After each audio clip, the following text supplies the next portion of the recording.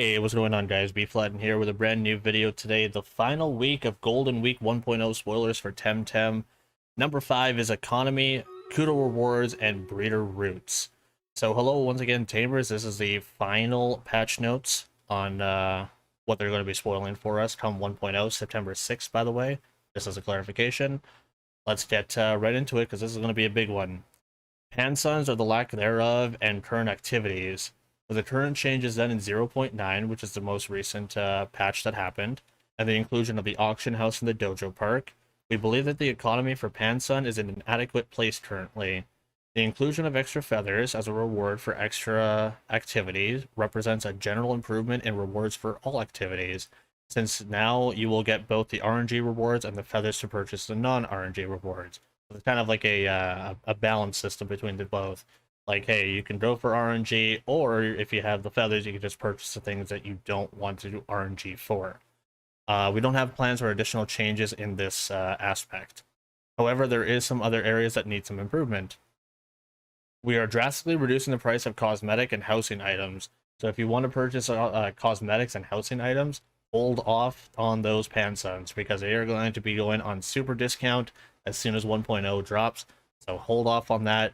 It's like 2 weeks away, and then your house is going to look absolutely wonderful and beautiful. So there's going to be a lot easier way to decorate your house in this case. We're also introducing more cosmetics and housing items into its current loot pools. So these are things like Koish fishing, the weekly rewards, wish you well coins. So there's a bunch of more things that will be added to the pool that will be included. Here's a little bit of a screenshot for those who haven't played TemTem yet, or if you are not at this point in the game. This is kind of what it looks like. You get these mannequins and displays. Free Tem is also getting some changes. If you guys don't know what Free Tem is, think of PETA, but in-game, and you get rewarded for it. Free Tem is basically if you release a Tem throughout the week, you get Pansuns for it in return.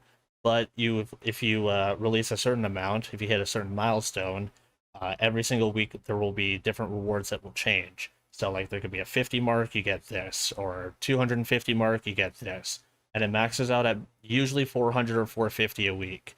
But yeah, this is another way that you can get money for free, or another way that you can get some rewards that are possibly necessary for what you need.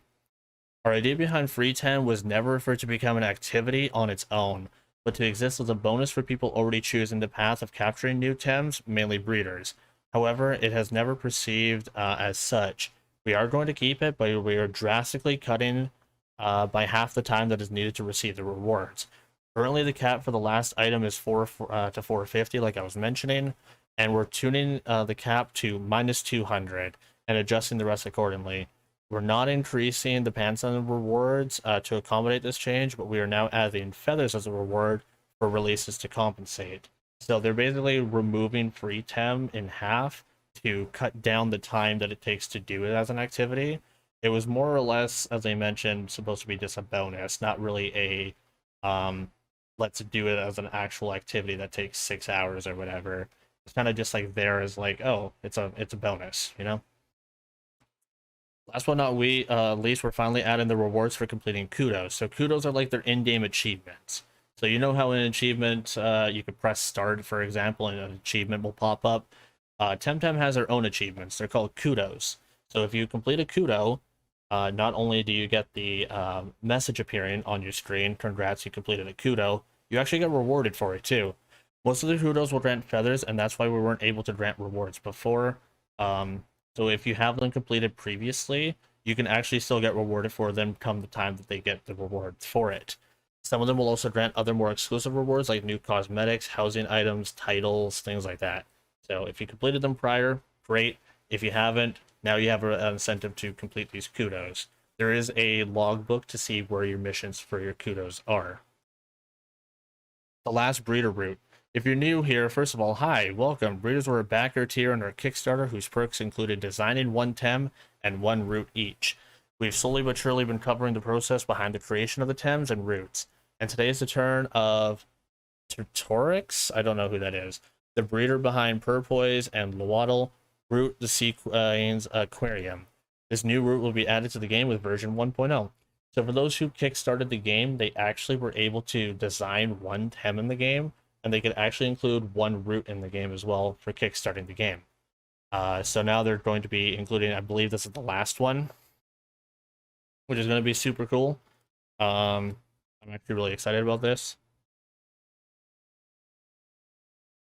So the idea of this was to have an underwater tunnel, the sort that you see in aquariums. You know, where you have like the water all around you. You look up, you see, you know, the aquatic animals with fish swimming over your head. It was to have the camera place itself behind the player so that the tunnel's depth could be properly appreciated. We appraised the idea, but due to technical restrictions, we had to throw away the original idea of the tunnel and other possibilities because the camera cannot be shifted in TemTem. The tunnel made little sense because you never see the upper part of it. He even went as far as to send us another sketch for a different route idea, but eventually, and after thinking it thoroughly, we found a way to make the tunnel work that was complacent with the game's limitations. The idea was that instead of a round tunnel, you would have a main pathway surrounding the gigantic tanks of water instead of walls. So this is what the designs look like instead of the original sketches. It's like you'll have people fishing on the side, and you'll have the trainer going through here. You have the upstairs level, things like that. We're going to be playing card games. Thank you for the lurks, Shiny. I appreciate that a ton. Thanks for hanging out. He really liked the idea, so that they moved forward with it to make some adjustments, and here's the big massive area for it now. You start the route here, you end the route over here. We chose Denise as the site for this route because although it's an island full of content already, it matched the aquarium thing to a T. And we like the idea of having a new route being a secondary zone to Denise. We decided to have it be nestled between the mountains and the northeast of Denise, the first island. Connecting the route with the Solaro River comes with the cabins. Here's the old, and here's the new. Gameplay-wise, the route was conceived to be something completely optional. This entire thing is going to be also entirely optional. Thus creating a wild area that is unique to the whole game, accessible only after you obtain the fishing rod. So once you obtain the fishing rod, you can actually go in here. And here's a little bit of a further sketch on how it looks now. You can see the water on the side, the fish in there, people inside. That's it on the breeder route. How does a romantic date in the sequin aquarium sound, Tamers?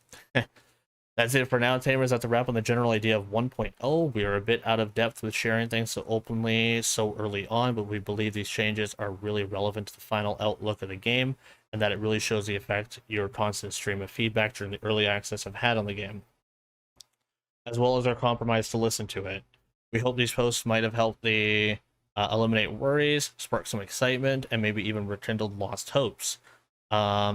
Although there is a lot of details and specifics to share, we hope you now have a clear understanding of what the huge patches should contain and what to expect from them. We're very eager to see you around Tamer's Paradise on September 6th.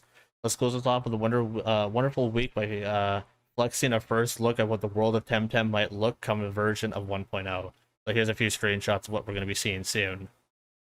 So here we have our Pukey mount. We have the new sticker thing that they were talking about. And that looks like it's going to be concluding our golden week of 1.0 spoilers, all 5 videos. If you stuck around this long, I thank you so much for watching all of them, and I hope you're excited for September 6th's launch. This is going to be an excellent time period to jump into the game, either now before the game comes out, or if you're going to be playing on September 6th. We welcome you all the same. Finally, TemTem, like I said, is going to be launching on September 6th. Is going to be included on the PC, PS5, Nintendo Switch, and Xbox. It's going to be fully cross-play between all 4. So if you have friends on one and you play on another, totally fine. You can play with your friend. Co-op is story. If you would like, the story mode is completely co-opable. If you would like to play with a friend, it is a great experience, and I highly recommend giving it a shot. If you're a fan of Pokemon, or monster catchers, or MMOs, I would highly recommend giving it a chance.